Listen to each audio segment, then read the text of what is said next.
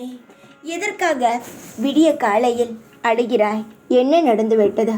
நேற்று நடந்ததை நினைத்து காயப்பட்டாய், கவலைப்பட்டாய். இன்று நாட்கள் உனக்கு நன்றாக அமையுமா? ஏதாவது யோசித்தாயா?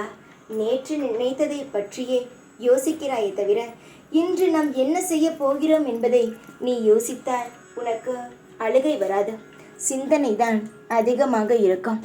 நான் சொல்வதை முழுதாக புரிந்து கொள். வாழ்க்கையில் வழிகளை சுமந்து கொண்டே இருக்காதே. உன்னுடைய வாழ்க்கையானது இன்பமாக இருக்க வேண்டும் என்றால் என்னுடைய பேச்சை கொஞ்சம் காது கொடுத்துக்கே.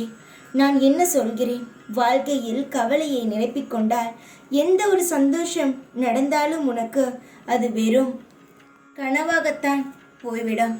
அதனால் நீ எப்பொழுதும் காயங்களை நினைத்து வருத்தப்படுவதை விட சந்தோஷங்களை நினைத்து எப்பொழுதும் அமைதியாக இரு. உன் வாழ்க்கையிலும் சந்தோஷம் நடக்கும். எல்லா காயங்களும் மறையும், சந்தோஷம் பிறக்கும் என்ற ஒரு நம்பிக்கையை உன் மனதிற்குள் நீயே ஏற்படுத்திக்கொள். நான் தான் இருக்கிறேன். உன் வாழ்க்கை முழுவதும் நிறைந்திருக்கிறேன்.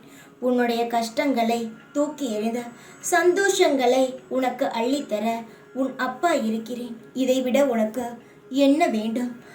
அவன் கடவுள் நம் அருகில் இல்லையே என்று கவலைப்பட்டு கொண்டு இருக்கிறான்.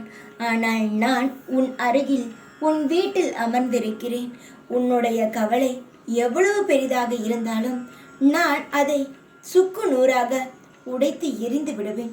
நீ எதையும் நினைத்து கவலைப்பட வேண்டாம். எந்த ஒரு காரியம் உனக்கு தட்டி தட்டி போகிறதோ அது உனக்கு சிறப்பாகவே நடக்கப் போகிறது என்றுதான் அர்த்தம்.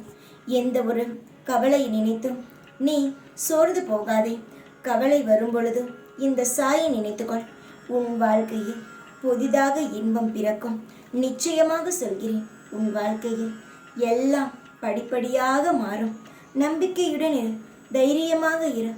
எப்பொழுதும் உன் கூடவே இருப்பேன் நான். ஓம் சாய்ராம்.